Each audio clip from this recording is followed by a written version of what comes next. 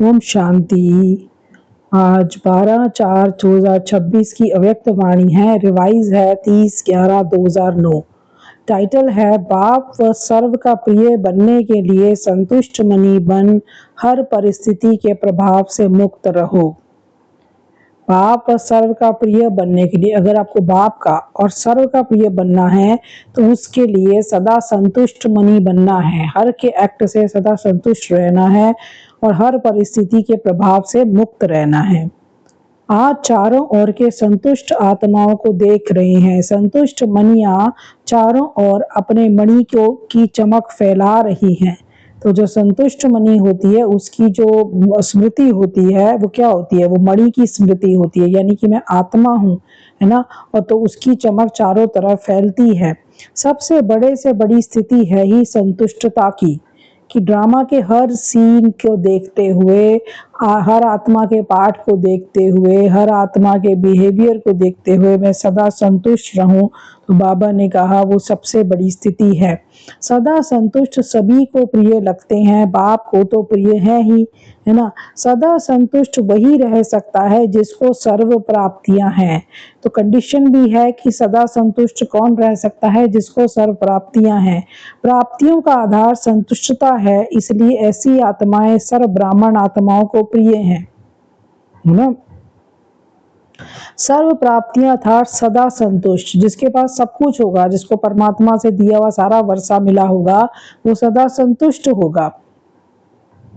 संतुष्ट आत्मा का वायुमंडल में भी प्रभाव पड़ता है और सर्व प्राप्तियां हैं परमात्मा की देन।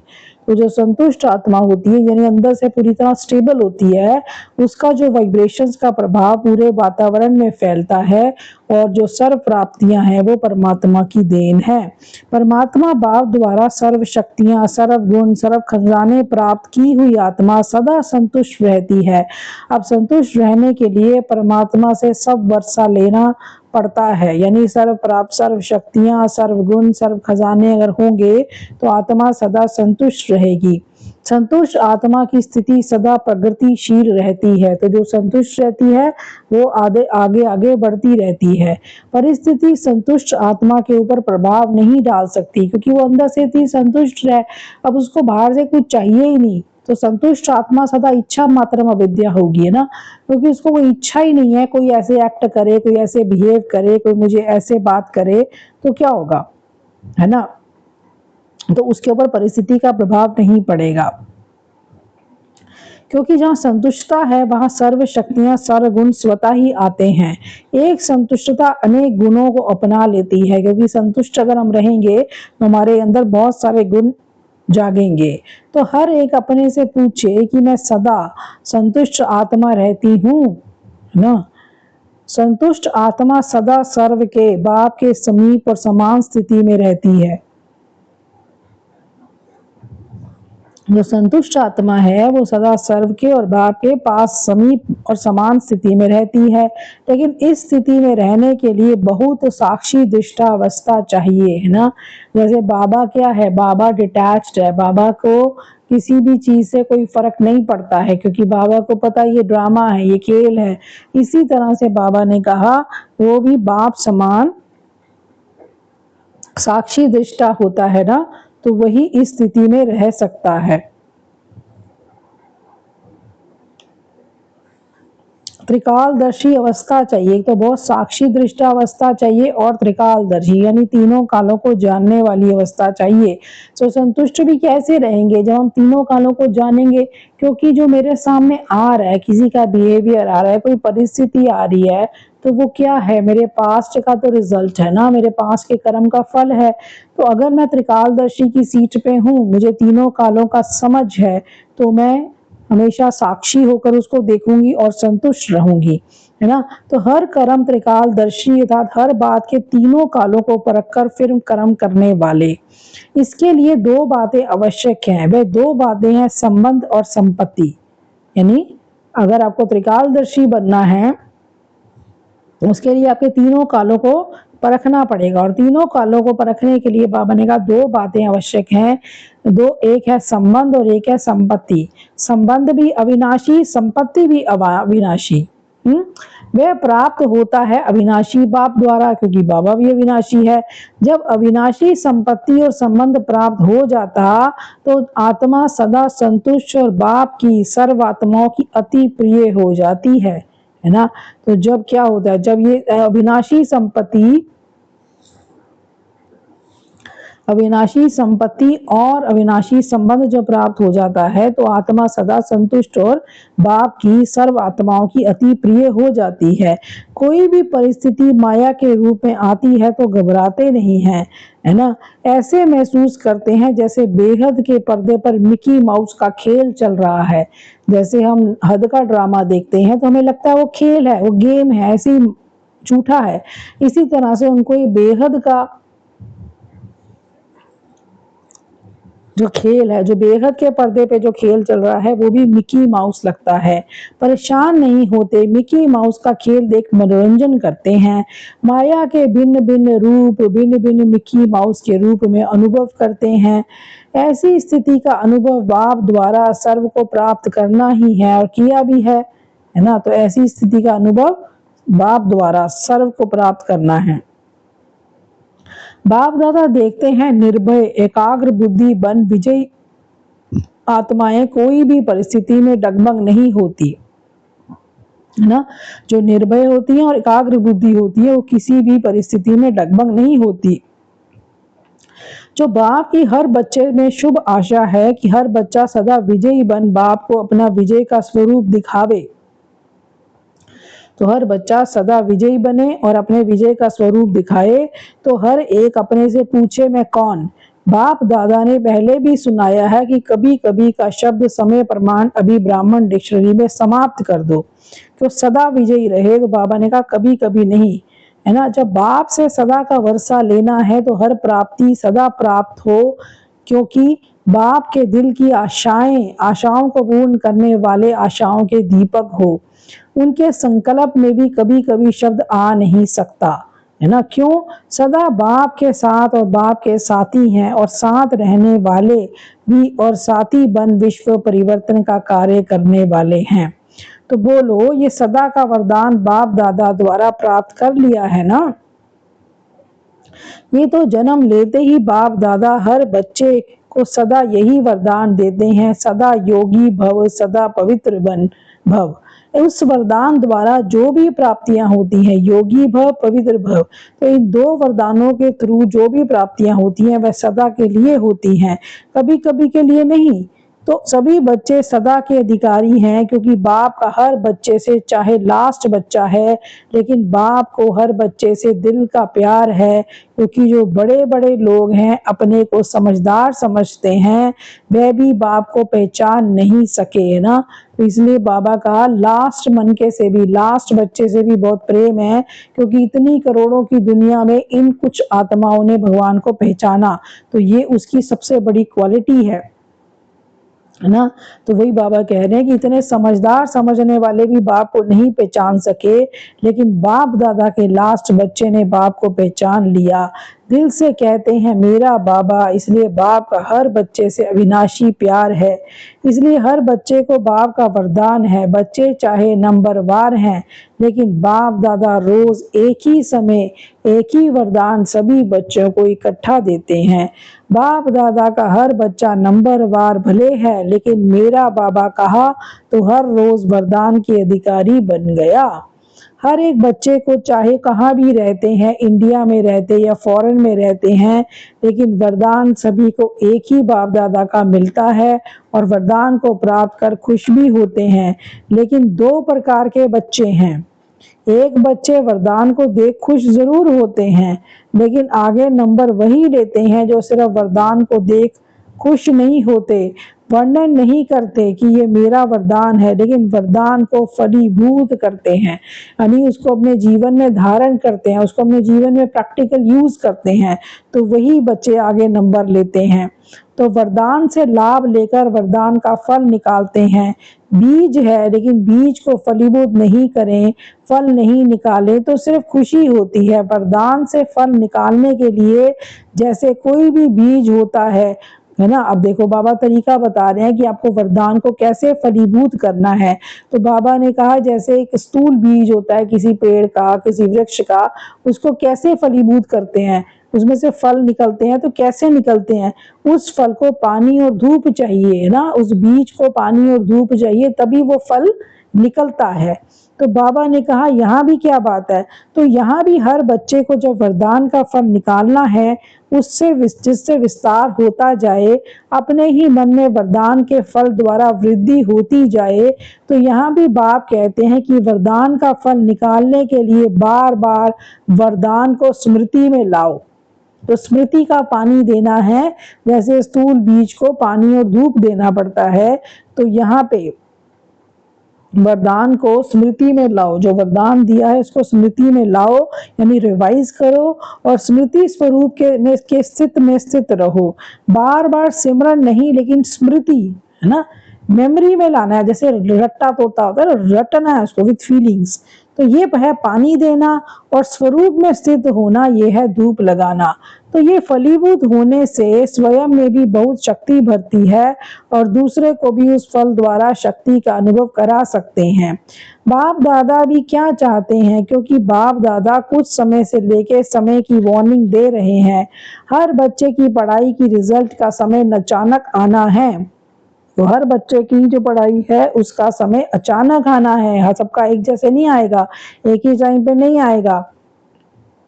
इसीलिए सदा एवर रेडी। साथ साथ बाप दादा ये भी इशारा दे रहे हैं कि अभी समय है उड़ती कला के तीर पुरुषार्थ का। चल रहे हैं नहीं, उड़ रहे हैं। साधारण रीति से अपनी दिनचर्या व्यतीत करना अब वह समय कॉमन पुरुषार्थ का गया। इसलिए बाप दादा इशारा दे रहे हैं, हर सेकंड हर संकल्प चेक करो। मानो अपना तीर पुरुषार्थ न कर 1 घंटा साधारण पुरुषार्थ में रहे और 1 घंटे में ही अचानक अगर फाइनल पेपर का टाइम आ गया तो अंत मते सो गति।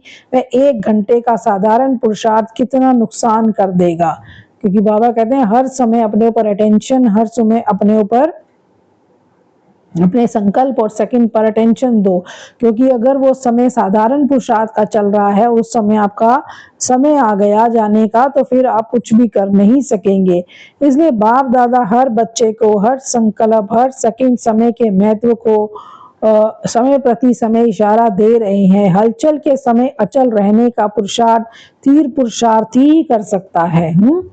साधारण पुरुषार्थी एवर रेडी बनने में समय लगा देगा। जो साधारण पुरुषार्थी होगा, जो कभी कभी प्रैक्टिस करता है, उसको तो टाइम लगेगा ना, और जो रोज पुरुषार्थ करता है, रोज प्रैक्टिस करता है, उसको तो फटाफट हो जाएगा। तो बाबा ने बोला कि समय प्रति समय इशारा दे रहे हैं, हलचल के समय अचल रहने का पुरुषार्थ ये पुरुषार्थी ही कर सकता है। साधारण पुरुषार्थी एवर रेडी बनने में समय लगा देगा। और बाप दादा ने कहा है कि सेकंड में बिंदी अर्थात फुल स्टॉप। अगर तीर पुरुषार्थ नहीं होगा तो क्या होता है ना। तो मतलब बिंदी 1 सेकंड के अंदर बिंदी लगा देना जो हो रहा है। इसलिए बाबा कहते हैं ना, साक्षीपन का अभ्यास बहुत चाहिए, डिटैच ऑब्जर्वर ना। तो अगर तीर पुरुषार्थ नहीं होगा तो क्या होता है, अनुभवी तो है ना। फुल स्टॉप के बजाय क्वेश्चन मार्क तो नहीं बन जाएगा। बिंदी कितना सहज है और क्वेश्चन कितना टेढ़ा बाका है। फुल स्टॉप तो फुल स्टॉप हो जाए, क्वामा की मात्रा भी नहीं हो, आश्चर्य की मात्रा भी नहीं हो। क्या करूं ये सोचने का भी समय नहीं मिलेगा, ऐसा पेपर आएगा।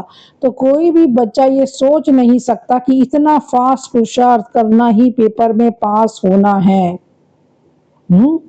इतना फास्ट पुरुषार्थ करना ही पेपर में पास होना है, 1 सेकंड में फुल स्टॉप लग जाए। बाप दादा देखते हैं अभी भी कारने क्यों, क्या, कैसे, ऐसे, ये कोई कोई बच्चों के रोज के चार्ट में दिखाई देता है ना। ऐसा क्यों बाबा, ऐसे क्या है बाबा, ऐसे कैसे कर सकता है कोई, ऐसे वैसे बाबा बोल रहे हैं कि रोज के चार्ट में दिखाई देता है। बहुतों के चार्ट में बाप दादा ने देखा कि वेस्ट थॉट्स की लहर समय ले लेती है और वेस्ट की रफ्तार ऐसी तीव्र होती है जो साधारण संकल्प का 1 घंटा और फास्ट संकल्प का 1 मिनट। इसलिए आज ये देख रहे थे कि सबकी प्रिय बाप दादा की प्रिय संतुष्ट आत्माएं कौन कौन है। संतुष्ट आत्मा के संकल्प में भी ये क्यों क्या की भाषा स्वप्न में भी नहीं आएगी, कि वो तो संतुष्ट है हर सीन से, क्योंकि उस आत्मा को विशेष 3 बातें, 3 बिंदियां याद रहती हैं। अब ये एक और पॉइंट बताया, संतुष्ट आत्मा कौन रह सकती है जिसको तीनों बिंदियां याद रहती हैं। आत्मा, परमात्मा और ड्रामा 3 ही समय पर कार्य में लगा सकते हैं, क्योंकि ऐसे समय पर सर्वशक्तियों का खजाना आवश्यक है। और मास्टर सर्वशक्तिमान वह है जो जिस समय जिस शक्ति को ऑर्डर करे वह हाजिर हो जाए। चाहिए सहन शक्ति और आ जावे सामना करने की शक्ति, तो ये तो है शक्ति, लेकिन उस समय काम की नहीं है। तो सर्व खजानों की चाबी है 3 बिंदियां, आप, बाप और ड्रामा। तो बाप दादा का एक संकल्प है, बताएं? बाबा पूछ रहे हैं, बताएं, करना पड़ेगा। जो करने के लिए तैयार है वह हाथ उठाओ, करना पड़ेगा। अच्छा, अभी हाथ उठा रहे हो, मन का हाथ उठा रहे हो या शरीर का हाथ उठा रहे हो? तो मन का हाथ पक्का होता है। बाप दादा समय प्रमाण हर एक बच्चे से ये शुभ आशा रखते हैं कि 15 दिन के बाद फिर बाप का मिलना होता है। तो ये जो 15 दिन बीते उसमें ये विशेष अभ्यास करो। ट्रायल के लिए रहना तो सदा है, लेकिन 15 दिन कोई ट्रायल करो और अपने अपने क्वेश्चन वाले, कनेक्शन वाले सेंटर्स को भी कराओ। चक्कर लगा के फोन करके उनको याद दिलाओ कि होमवर्क कर रहे हो। होमवर्क बताएंगे। अब होमवर्क क्या है? इजी है, हर एक भिन्न भिन्न सरकमस्टांस बातों से क्रॉस तो करते ही हैं, लेकिन ये 15 दिन हर एक को संकल्प, वाणी और कर्म में कम से कम 80% मार्क्स लेनी है। संकल्प में, वाणी में और कर्म में 80% मार्क्स लेनी है। फिर भी बाप दादा 20% छुट्टी देते हैं। है मंजूर? मंजूर है, देवे देवे ये काम देवे। अच्छा, 15 दिन माया भी सुन रही है, बातें तो आएंगी, बातों को नहीं देखना, पास होना है ये याद रखना। 15 दिन कोई बड़ी बात नहीं है, लेकिन हर एक सच्ची दिल, साफ दिल से स्वप्न में भी संकल्प, वाणी और कर्म में पास होके दिखाए। हो सकता है, हो सकता है, टीचर्स बताओ, हो सकता है? 15 दिन तो कुछ भी नहीं है, लेकिन बाप दादा ट्रायल के लिए कह रहे हैं कि संकल्प भी वेस्ट नहीं, शुद्ध नहीं, विजय। 15 दिन के फुल विजयी। मुश्किल है या इजी है? इजी है। हाथ उठाओ, इजी है। तो बाप दादा ये 15 दिन की रिजल्ट देखेंगे, फिर आगे बढ़ाएंगे। 15 दिन तो कोई भी कर सकता है ना, कर सकते हैं ना। मधुबन वाले हाथ उठाओ। ये आगे आगे मधुबन बैठा है, बहुत अच्छे हैं। फॉरेनर्स या इंडिया वाले सभी को करना है। गांव वाले या बड़े शहर वाले सबको 15 दिन का रिकॉर्ड रखना है। क्या क्यों का क्वेश्चन न उठे, क्या करें बाद ही ऐसी हुई ये नहीं बताना। 80% लेना ही है। फिर भी बाप दादा हल्का कर रहा है, 20% छोड़ रहा है, क्योंकि बाप दादा देखते हैं कि कहाँ कहाँ चलते फिरते माया अलबेलेपन और आलस्य में भी ले आती है। रॉयल आलस्य ये रॉयल आलस्य, अलबेलापन ये तीर पुरुषार्थ में कमी डालता है। क्योंकि भी बाप दादा सभी जो भी स्टूडेंट हैं, हर एक स्टूडेंट को भी पहले ये 15 दिन की रिहर्सल करा के कुछ समय ऐसे ही अभ्यास कराना चाहते हैं। तो सभी से हाथ उठवाए, एवर रेडी तो सभी हाथ उठा सके। इसके लिए बहुत समय का अभ्यास चाहिए, इसलिए अभी ये थोड़ा सा अभ्यास कराते हैं। अच्छा, चारों ओर के बाप दादा की आशाओं को पूर्ण करने वाले आत्म आशाओं के दीपक, क्यों क्या की भाषा से न्यारे रहने वाले, सदा एक रस, सदा एक बाबा, दूसरा ना कोई। बाप में ही विशेष जीवन के 3 संबंध, बाप, शिक्षक, सतगुरु, अनुभव करने वाले, बाप से वर्षा, टीचर से पढ़ाई का वर्षा और सतगुरु से वरदानों का वर्षा प्राप्त करने वाले पदम गुना भाग्यवान। हर बच्चे को बाप दादा का याद, प्यार और नमस्ते। तो वरदान दिया बाबा ने, बाप के हाथ और साथ की स्मृति से मुश्किल को सहज बनाने वाले बेफिक्र व निश्चिंत भव। जैसे किसी बड़े के हाथ में हाथ होता है तो स्थिति बेफिक्र व निश्चिंत रहती है, ऐसे हर कर्म में यही समझना चाहिए कि बाप दादा मेरे साथ भी है और हमारे इस अलौकिक जीवन का हाथ उनके हाथ में है, अर्थात जीवन उनके हवाले है। यानी बाबा हमारा जिम्मेवार है तो जिम्मेवारी भी उनकी हो जाती है। सभी बोझ बाप के ऊपर रख अपने को हल्का कर दो। बोझ उतारने व मुश्किल को सहज करने का साधन ही है बाप का हाथ और साथ। स्लोगन है, पुरुषार्थ में सच्चाई हो तो बाप दादा की एक्स्ट्रा मदद का अनुभव करेंगे। तो अव्यक्त इशारे में बोला, अगर आपसे कोई टक्कर लेता है तो आप उसे अपने स्नेह का पानी दो। आप अपने मधुरता और नम्रता के गुण को नहीं छोड़ो। आपसे कोई भी टक्कर ले, आप उनको प्यार ही दो, मधुरता और नम्रता को नहीं छोड़ो। नम्रता की ड्रेस पहन कर रहो। ये नम्रता ही कवच है जो सेफ्टी का साधन है। संस्कारों की रास मिलाने का सबसे सहज तरीका है स्वयं नम्रचित और मधुरता संपन्न बन जाओ, दूसरों को श्रेष्ठ सीट दे दो। ये थे आज के अव्यक्त महावाक्य। ओम शांति।